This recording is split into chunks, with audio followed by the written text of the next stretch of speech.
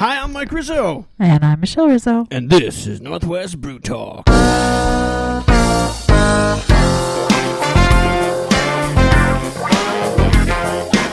Welcome to Northwest Brew Talk, the #1 podcast on Washington beer. This is episode number 63. Each and every week, we promote the Washington brewing industry by talking to those people involved and drinking Washington beer. If you're a fan of Washington beer, listen here as we talk to the people that make your beer. With over 300 breweries, we try to highlight as many as possible every episode. If you're new to the show, we suggest you check out our back catalog with some great interviews and tons of Washington beer. This week, we have an interview with Wander Brewing, our brew news, and local music from the Screaming Multitudes. If you have any comments or questions, we want to hear from you. Send us an email to nwbrewtalk@gmail.com. We're on Twitter at nwbrewtalk and on Facebook at facebook.com/nwbrewtalk. If you like the show and want to support us, share our link and tell your friends on social media. It takes just a few to start a revolution. All right. So to start the show, let's open up our first beer. From Berchman's Brewing, located in Yakima. They're in the process of opening up a tap room. And this was a gift from Berchman's. We are drinking their West Valley IPA, a 60-minute boil using high alpha acid hop Chinooks. Brings a smoky character to the boil. Using a light malted barley, the beer goes through primary and secondary fermentation. Then the beer is bottled or keg conditioned. This one is bottled, obviously. All of their beers are brewed with artesian well water. 6% ABV, 80 IBUs, and an untapped rating of 2.69.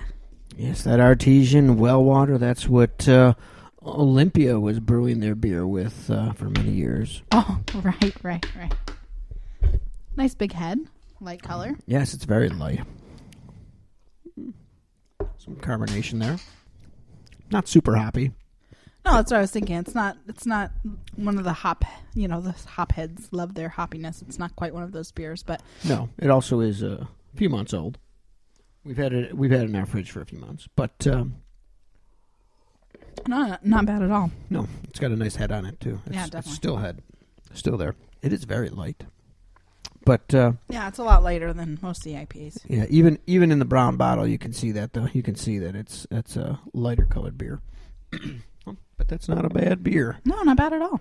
And yeah, good for them that they're going to be opening a tap room too. So yeah, you go on their Facebook page and they've got picture updates and everything showing how far they're coming along right in downtown Yakima there. Yeah, because when we visited them, we visited the brewery, which was a garage, a garage that they built for the brewery. Yep. But that's very cool. So yeah, good for them.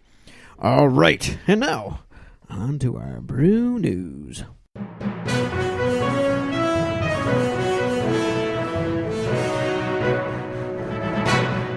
Topping this week's news, this Thursday, April 21st, Icicle Brewing in Leavenworth will celebrate its 5th birthday. They'll be tapping their 5th Pale Ale project, serving up free pork sliders while supplies last, of course, and rocking out to music. The festivities start at 11 a.m. Chainline Brewing in Kirkland is celebrating their 1st anniversary on Saturday, April 23rd. Doors open at 10 a.m. and new beers will be tapped every 2 hours, starting at noon, including Pedal Genesis, a bourbon barrel-aged porter. There will be raffles, food trucks, and a costume contest for dogs. There are 3 new breweries opening in Washington if you're looking for someplace new to go. Starting in Seattle and Pike Place Market is Old Stove Brewing. Also in Seattle is Ravenna Brewing. And the Fairhaven neighborhood of Bellingham is Stone's Throw Brewing. We interviewed Stone's Throw on episode 14 last year when they were early in their construction. All 3 are kid-friendly. And really quick, we did get a chance to stop at Stone's Throw this past weekend, and place came out great.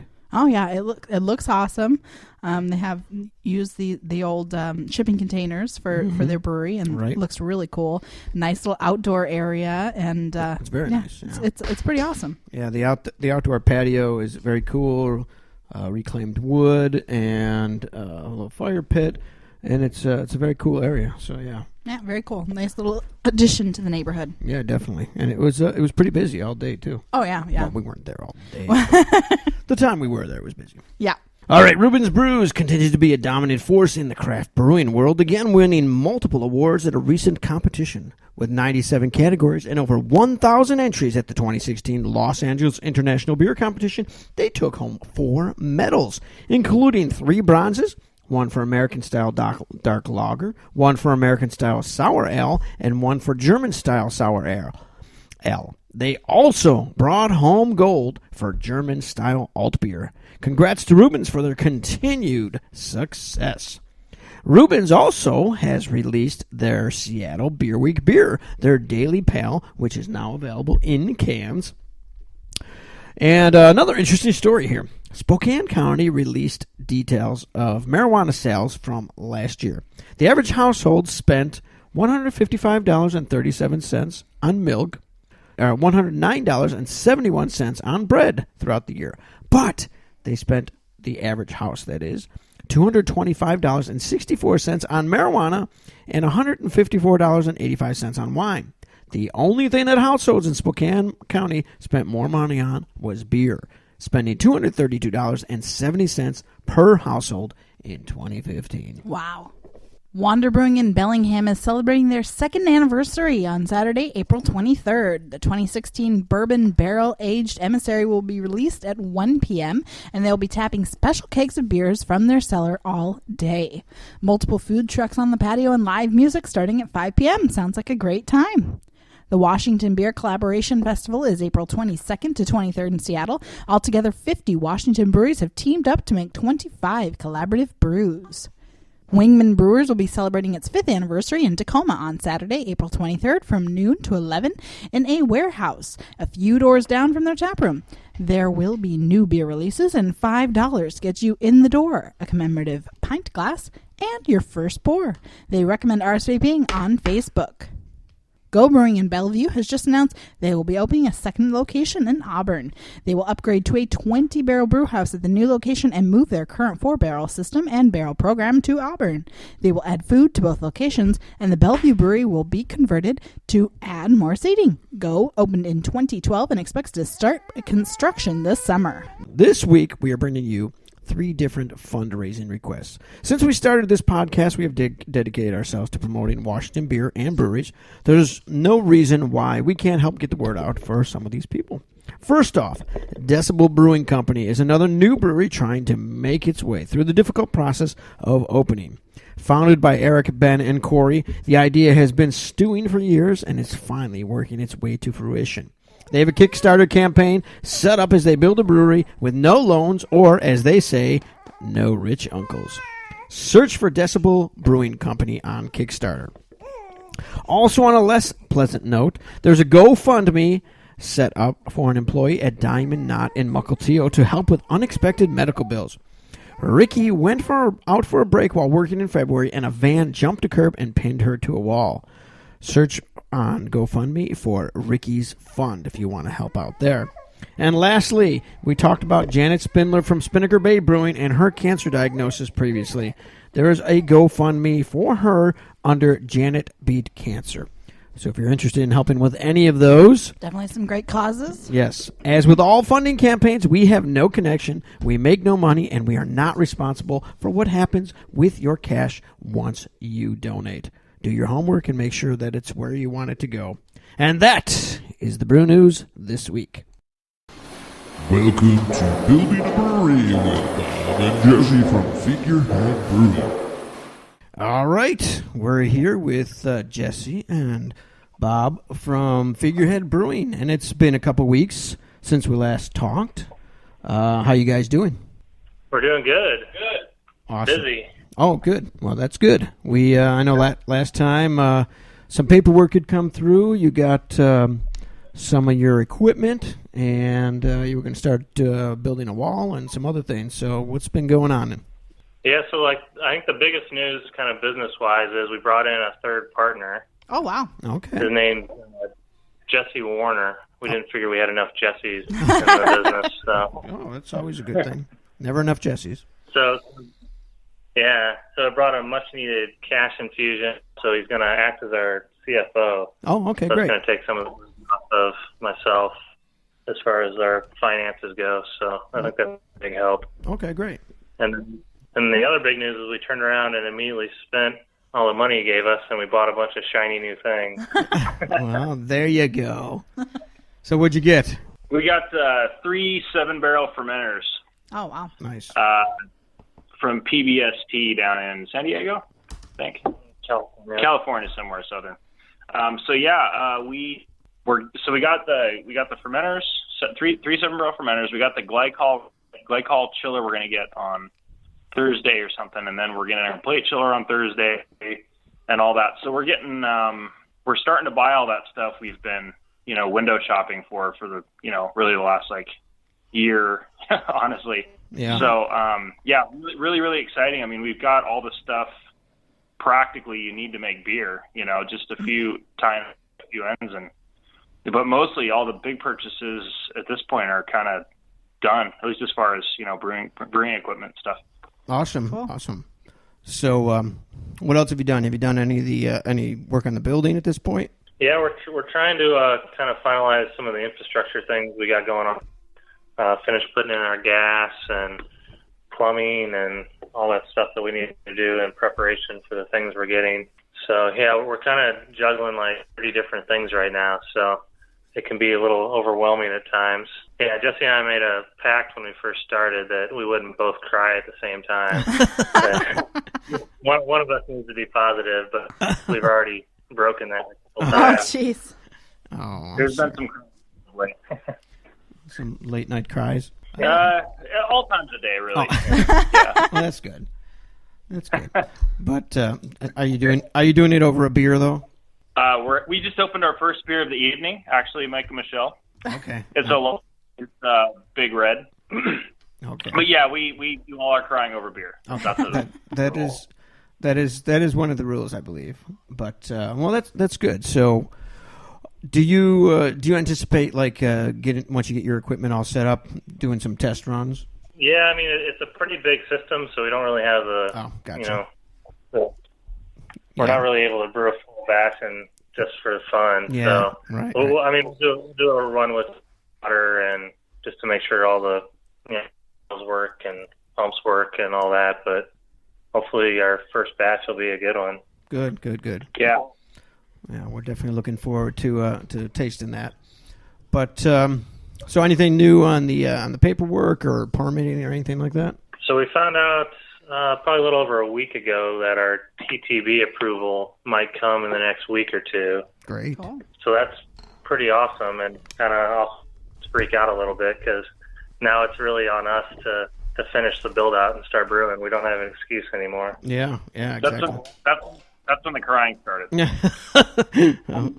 because you could always push it off and say, well, we don't have it, so. We could always blame the government before, but that may not work in full. Yeah. We thought that was going to be a real big relief to be oh yeah, well, we're going to get all done and then we'll be waiting on the government. It's no, now you're waiting on yourselves. And we're oh God, we really got to get moving. Yeah. Yeah, I'm sure that happens with a lot of guys women when they're putting these together. It's just all of a sudden things start like you said, becoming real and have to start doing something. Yeah, especially when you got all this brewing they're staring at you. Yeah, saying so when you getting gear. Yeah. So how did you guys? Were you friends with Jesse? Is that how you knew him? Yeah, I went to grad school with him. That's how I know him. Okay. And you're telling him about all the wonderful beer you're going to be making, and just one thing led to another, right? A leap in faith on his part a little bit, Yeah. For at this point. But well, that's good. All right. Well, that's awesome. Got some good stuff. So in a couple of weeks when we talk, you might have your TTB and be moving on from there. Yeah, I think we're going to get our fermenters in hopefully end of next week and some of our other stuff this week. So hopefully we'll have all that by the time we talk to you next. Awesome. Yeah. Sounds good. Well, thanks for taking the time, and we'll talk to you then. Thanks a lot, Mike and Michelle.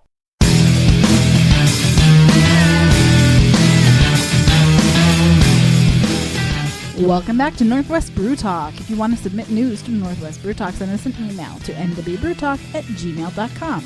If you've not yet subscribed to our podcast, why not do it now? It's free Available anywhere you listen to podcasts, including iTunes, Podbean, Stitcher, and TuneIn Radio. All right. Now let's talk to Colleen and Chad, the owners of Wander Brewing in Bellingham.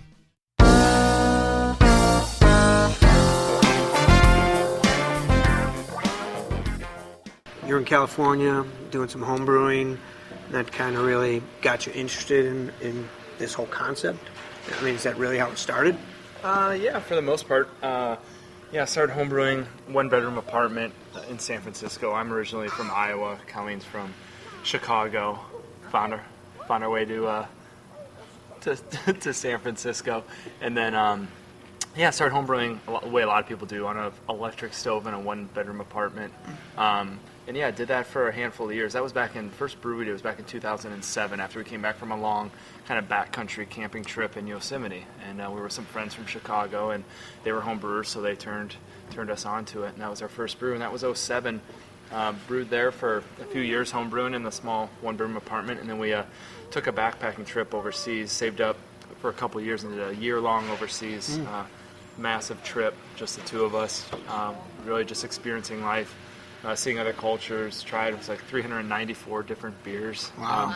So tried all these different styles and beers, and met people and got experience of crazy food and culture. And while we were on the trip, I applied to brewing school at the American Brewers Guild out in Vermont. So it's like a 6-month course that you can take remotely.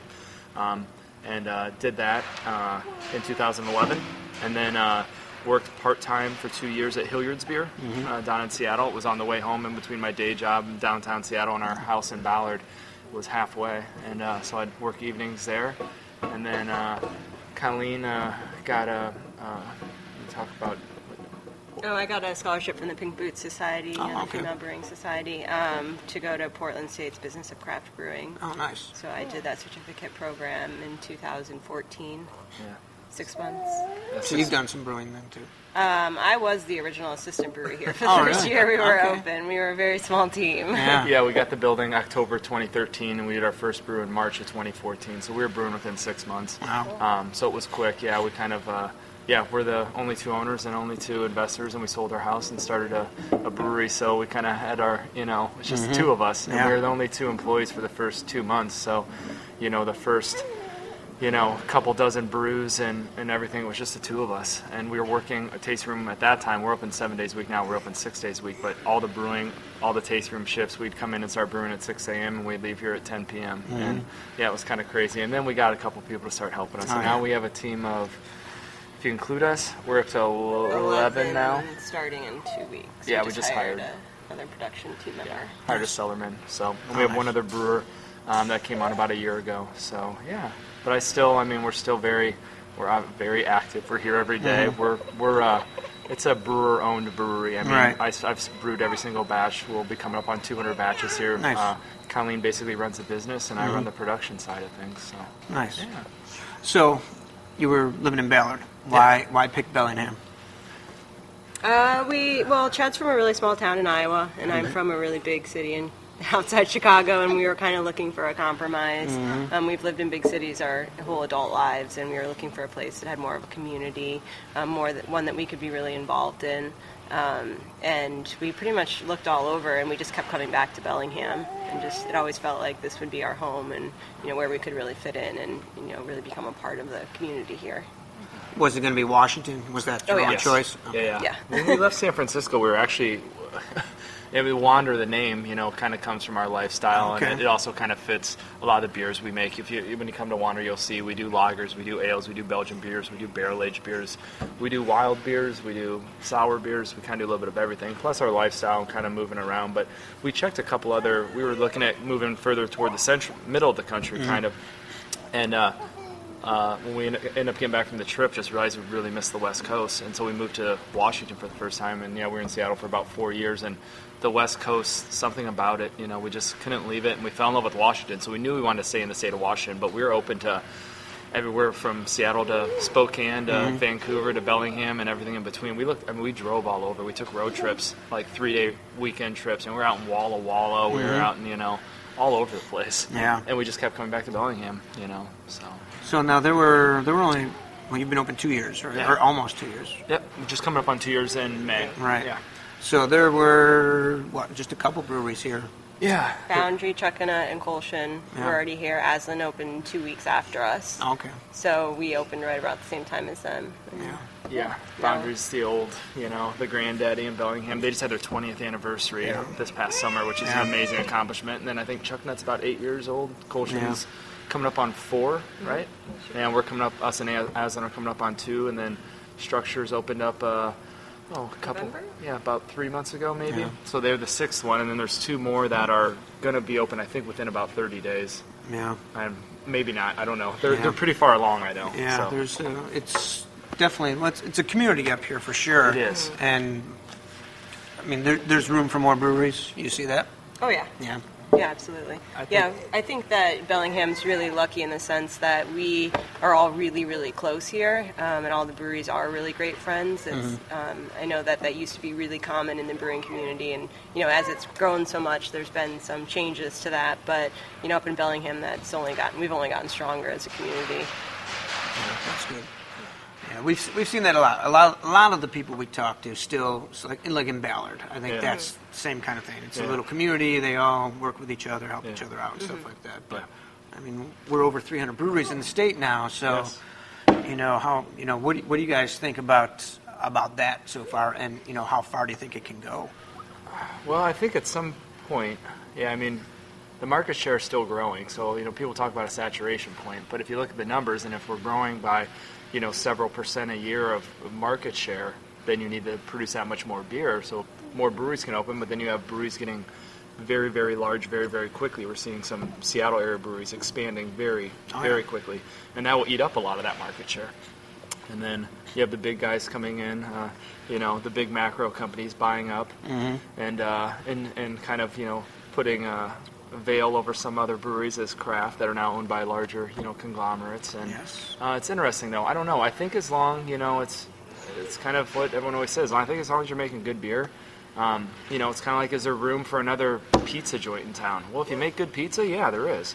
I think we're going to see less and less though of the exponential growth where you open a brewery, a 7-barrel brew house, and you're going to a 20-barrel in a year, and a year later you're buying a 50-barrel brew house. It's exponential growth. I think we're going to see a lot more small family-run breweries, 7, 10, 15-barrel brew houses, focused on-premise sales primarily with a very small distribution, really focusing on the tasting room. I think we're going to see more of that. I think there's plenty of room for that. I think we have a lot of room for small kind of family-run breweries. I think we're going to see less and less, though, of the, we saw some breweries in the last handful of years that have just skyrocketed, I think we'll see a little less of that, because I think we have a lot of room for small breweries. Yeah, that's a good point, because we've talked about that before. How 1800s, I mean, it was somebody with a brew house in the back, and in the front was a little tap room, and maybe they lived upstairs or next door, and it was the whole thing. Yeah, and it was the local pub where everybody would just hang out. Exactly. Yeah, and I think that's what it's the breweries are kind of turning into what kind of some taverns used to be in neighborhood taverns. They're a place where people get together. They're you get together, you meet your friends. They're family friendly. They're dog friendly. Most of us have a very strong community / philanthropic side to us. Very active in different causes and different things like that. And I think that the breweries are really becoming a meeting place, and I think you can have one in every neighborhood. Just like they used to have taverns, but then the taverns kind of turned into the holes in the walls, and they're not as my grandparents owned a tavern that actually was my last name, and the next town over from where I grew up. And then that was a tavern where the farmers came in and the community came in, and it was a really community feeling. And when there were bad things happen, people were there. And when good things happened, people celebrated. And I think the breweries are kind of becoming that. Yeah. It's just you've got fresh beer. Yes. That's the big thing. Too. Yep. So you opened with a 20-barrel? We did. Yeah. And that was kind of big to start with. Big. So what made you decide to go that big? Yeah. And it's interesting too, is our philosophy is not to grow exponentially. We have a 5,000 square foot space here and 2,000 square feet of barrel storage next door, and we don't want to be any bigger than that. We're happy with where we're at. We'll probably approach 2,000 barrels-ish this year. We did a little over 1,500 last year, but we don't have any plans to grow a bigger space or anything like that. So why a 20-barrel brew house if you don't want to be that big? well, I don't want to be brewing twice a day, 4 days a week, and I don't want to have a brewing team of 4 brewers.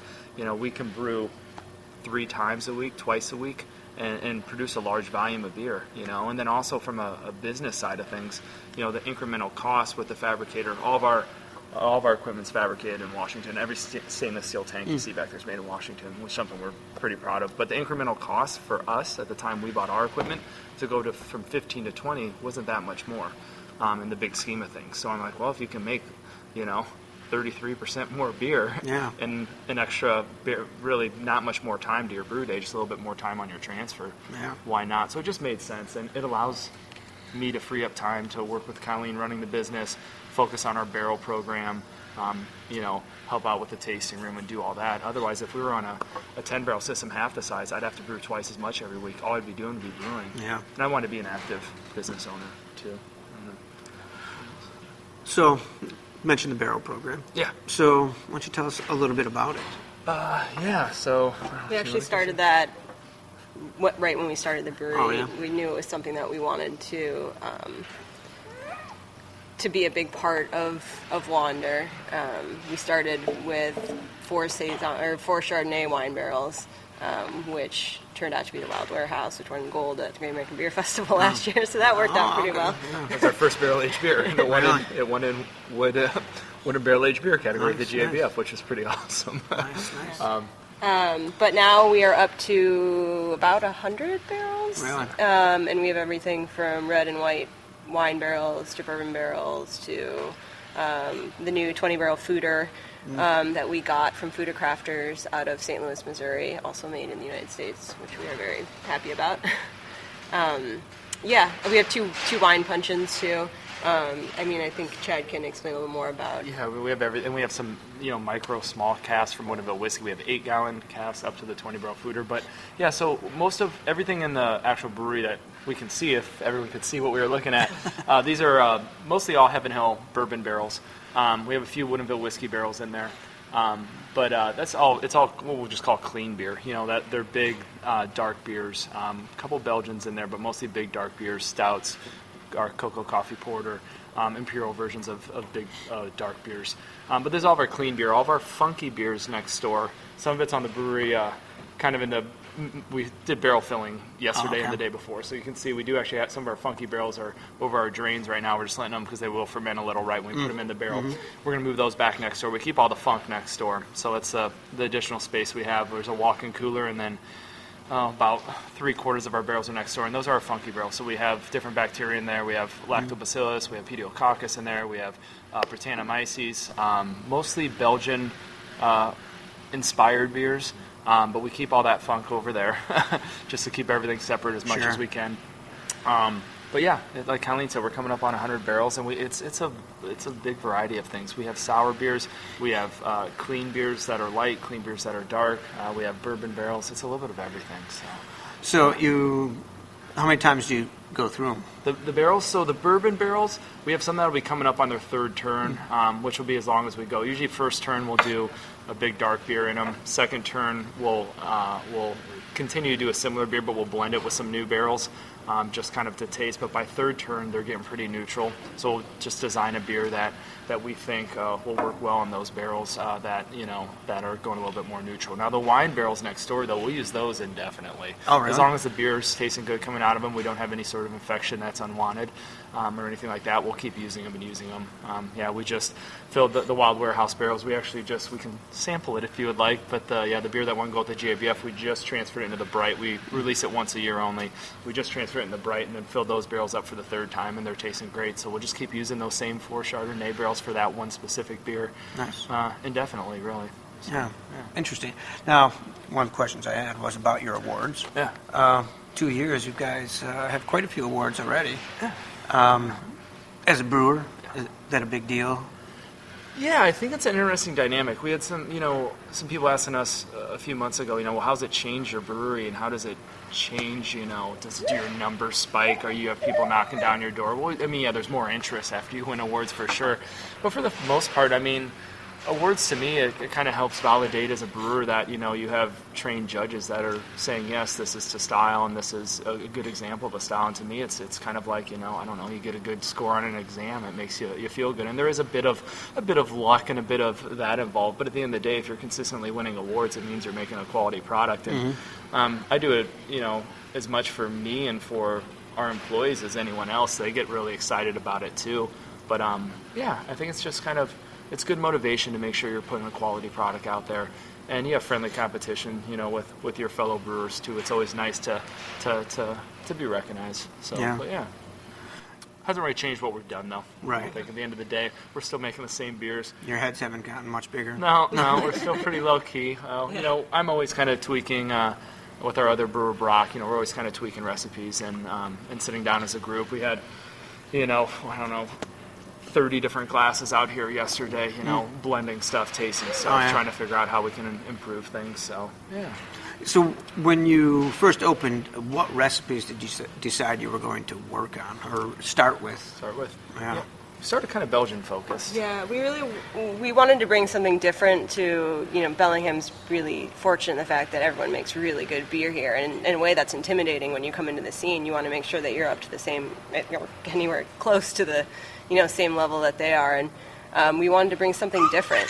We didn't want to, open with 5 IPAs, and because there's already great IPAs in town. We wanted to bring something a little bit different to the table, and we did start focusing on the Wander Ale, which is just a Belgian blonde, was our very first beer we released. Yep. And we've been kind of putting out interesting and different beers since then. Yeah, we tried to start with kind of beers that were classic historical styles, but ones that are kind of, I'd say, underserved, but aren't saturated into the market. So yeah, we start with the Belgian Dubel, California Common, a Belgian Blonde. We do an extra stout instead of just a standard stout. A Baltic Porter that has cocoa in it. But yeah, we're trying to do kind of one-offs, not like what I call peanut butter and jelly beer, double jalapeno, triple hops, crazy stuff, but stuff that's, historical styles that are, maybe you don't see it every other brewery.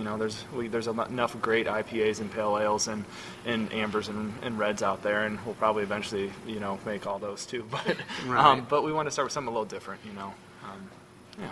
Do you like to brew to style? Yes, I mean, when we formulate a recipe, I think kind of my philosophy is we usually start with, we start trying to hit as close to style as we can. A lot of style guidelines are pretty vague, if you look at a Saison style guideline, it's huge. So I think it kind of depends on the type of beer. If we're trying to brew, Bavarian lager, we're going to try and make it to style as close as we can. But if we're brewing something like a Saison, it's more almost to taste or what we want the exact endpoint to be, because it's so wide open. Do you want it light or darker, hoppy or not hoppy, or spicy, not spicy? So I think it kind of really depends on the beer. But for the most part, for the historical styles like our California Common, we try and hit it right to style. We taste it side by side with Anchor Steam, and we try and get it as close to style as we can. So I think it really depends on the beer. Okay, interesting. Yeah, kind of happy blend between tradition and kind of still the art of the brewer and what's your house kind of character and what makes you unique, sort of thing. Yeah. So I know when we first started, you were talking about your distribution, and now that we've talked, you don't want to grow bigger than this. So what's your goal for distribution? Well, we recently partnered with Crew Selections out of Woodinville. They have just a couple breweries, mostly wineries, that they focus on. We just started that in January, so we were self-distributing everything before that. That's fun. Yeah. Yeah. So now we still have Whatcom and Skagit counties we keep to ourselves. We really like having the close customer relationship and the face-to-face interaction with all of our customers. That's really, really important to us. Yeah. So it's been an interesting. Yeah, we're doing 1,500 barrels a year self-distribution, which in today's talk, people think 1,500 barrels. That's a decent-sized small brewery, but nothing big. But you think about it, it's 3,000 kegs. That's 9 kegs a day, 365 days a year that you're pushing out to places. So I mean, it's more beer than it sounds like. But I think our goal is kind of we want everyone in Washington State, if they want Wander beer, to be able to get it. We don't necessarily need to be on every Safeway store shelf or anything like that. But if someone's in Spokane and they're like, oh, I read about Wander, I want to try them, I want there to be a bottle shop there that has one of our bottles on the store shelf. It might not be at every Safeway in the in the Tri-Cities, but in the Tri-Cities, hopefully there's a couple bottle shops that have it. That's kind of our goal. Okay. That for the state of Washington, and I don't know if there'll be much really beyond that or not. You know, but I think that's our goal. Just if you want to be able to find it, you can get it, but not that everywhere you turn you see it on the store shelf. That's not really our end point. So when you were looking for a location, you know, how long did it take you to find that?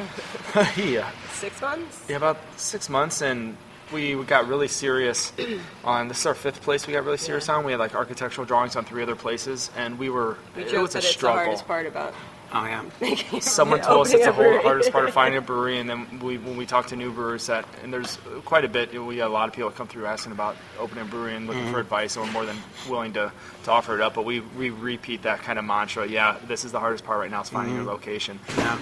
And then you do all this hard work to get open, and you're like, oh my, you know, we're in there every day building out the place and sweating and this and that, and then you don't realize the hardest part after finding the location is not the build out. That's the easy part. The hard part's then actually getting it, the doors open and running it.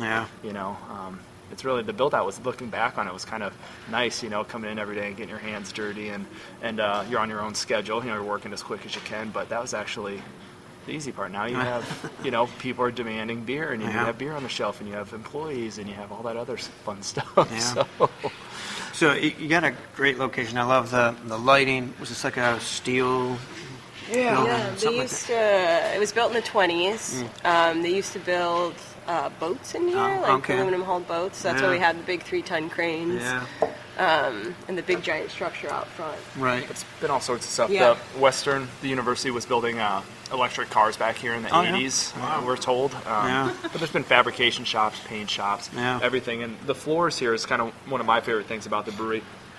People are always kind of looking like, what's going on? Well, the floors they're kind of all pitted, and they have different kind of marks and scrapes and stains from the history of all the industrial work that's done in here. So when we came in here, instead of, you know, cleaning up too much, we basically came through and sandblasted it and then sealed it with a really thick epoxy, so you can kind of see the history in the floor, kind of going for a warehouse feel. We don't have televisions and karaoke and dartboards and foosball tables. That's all great, and we enjoy all that stuff, but at Wander we want people to come in, sit down, talk to each other, enjoy beer, talk about the beer, talk about life. We want the focus just to be on people being together and the beer, not on anything else distracting you off to the side. So it's a pretty low-key vibe in here. Yeah, very cool. Like on a day like today, you get some great sunlight in here. Yeah, we don't turn the lights on really until the sun goes down. Which is nice. So, how do you develop your recipes? You know, when you decide you're going to do whatever style. You know, how do you go about it? Yeah, I think we do a lot of research, bounce ideas off each other. A lot of times I'll look for something that I've brewed in the past that's most close to it, and I kind of start there. If I'm looking for a certain flavor profile, if I'm looking for, like, let's say a style that's a malty ale of some sort, I might start with our Wee Heavy, which is our kind of malty Scotch ale that we have, and see kind of, you know, dive into that recipe and do some thinking. But a lot of times I kind of look back on things we've done in the past, start there, and then kind of tweak from there. We don't have a pilot batch system. Okay. So when we do a lot of research, and we do a lot of tasting with different grains and smelling of different hops, but then we pull the trigger and brew 20 barrels of it. So and so far it's been good. I mean, we have dumped a small amount of beer, and I think every good brewery out there dumps beer. I mean, you got to know when you produce something that isn't up to your standards.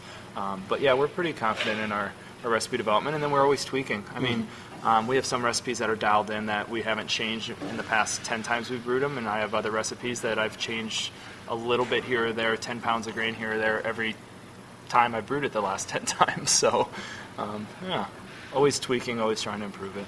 Right. So, as a brewery, what is your goal then? To make the best beer we possibly can. Yeah. Quality is incredibly important to us. It's the most important thing. When we always say we don't want to get big, we're not looking to become a huge brewery. We just want to make the best beer we possibly can. Yep. And that enables us to do everything else, really. That enables us to, you know, hire more people, enables us to support the community, and enables us to support ourselves. But yeah, good. It enables us to do all the art stuff. I mean, if we'll make great beer and you know, kind of great things follow. So, yeah. Awesome. Well, thank you very much. You're welcome. Thanks for coming in. We appreciate it.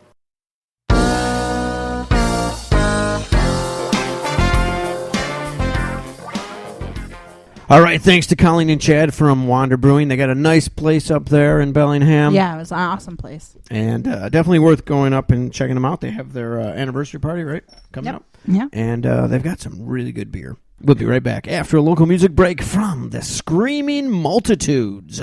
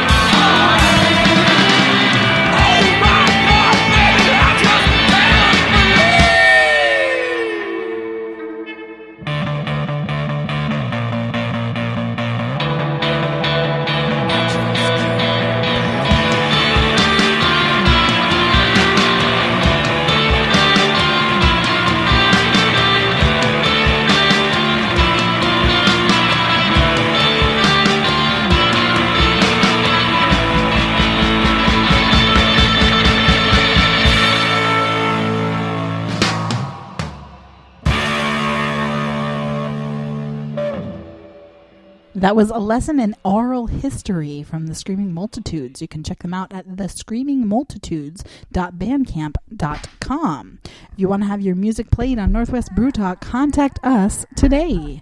And now let's try our second and final beer of the evening. This is from Fremont Brewing, located in Seattle. Open 7 days a week and family friendly. Definitely. What is this? Our hero, Dark Heron, was exiled from her flock for daring to express herself differently from the rest. Forever banished from the Heron fold, Dark Heron vowed to never sacrifice her right of free expression to the tyranny of conformity. Dark Heron stands as a beacon of light and justice, calling all those who seek to protect freedom of expression, dare to be different. All right, and this was the official beer of the Emerald City Comic Con, which was just a week ago. Yes, 6.6% ABV and 60 IBUs, untapped rating of 3.99, so it's a little higher, so I'm expecting good things. Oh, it has, is this experimental hops? It says with HBC 438, Mosaic, and Chinook. Exciting. All right, let's open this one. I'm a little slow on that. You were busy listering to the description. I was. Ooh. Oh, You can smell that good. right away. Oh, Smell those hops. I'm going to like this one. All right, this one has a light golden color and a huge head on it. And a definite, serious citrus smell on it. Yeah, wow. Taste, too. Oh, yeah. That's some good flavor. That has a little different flavor, too. You know, just In fact, it doesn't even taste bitter. It's not like the Only 60 IBUs. So the yeah. the hops are not. Not bitter, but it's got like a really nice fruit flavor. Yeah, definitely. Wow, that is good. I'm surprised. I wasn't expecting that. But the smell immediately, again, it tastes like you open it up, it's like you just cut open a fresh fruit. Yeah, you're right. I could smell it right away too, and you're not too close to me. No. Well, that's good. That one has nice flavor. Awesome. Fremont, always doing good stuff. Yeah. That's why they're going to be the biggest independent brewery in the state. Yeah, absolutely. Selling a lot of beer. Yeah. Awesome. I want you to get me fresh beer. You serious?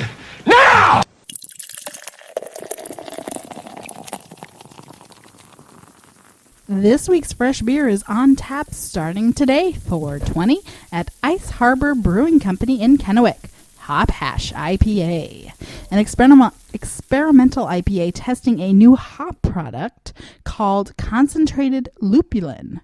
Yakima Chief Hop Union is developing a method to separate the lupulin glands from the leafy vegetative part of the hop flower. The result is a highly concentrated lupulin powder with a high oil content, strong aromatic properties, and reduced vegetal flavor. They use Simcoe and Mosaic lupulin powder for the late kettle edition, as well as dry hopping. The result is an IPA with a lot of tropical juiciness and a subtle pine flavor. It's got 6.8% ABV and 60 IBUs. That is very interesting. That was a nice choice there. That was something completely different there. Yeah. 422. Or 420 also. 420. And I'm sure most of you listening know what that is. All right, and that brings us to the end of this episode of Northwest Brew Talk. Make sure that you tune in next week when we chat with Colleen Brewing. The show is written and produced by myself and Michelle Rizzo. If you want to contact us, you can email us at nwbrewtalk@gmail.com or contact us on Twitter at nwbrewtalk. Our theme music is from Gilbert Neal at gilbertneal.com. Until next time, I'm Mike Rizzo. And I'm Michelle Rizzo. Stay hoppy, my friends.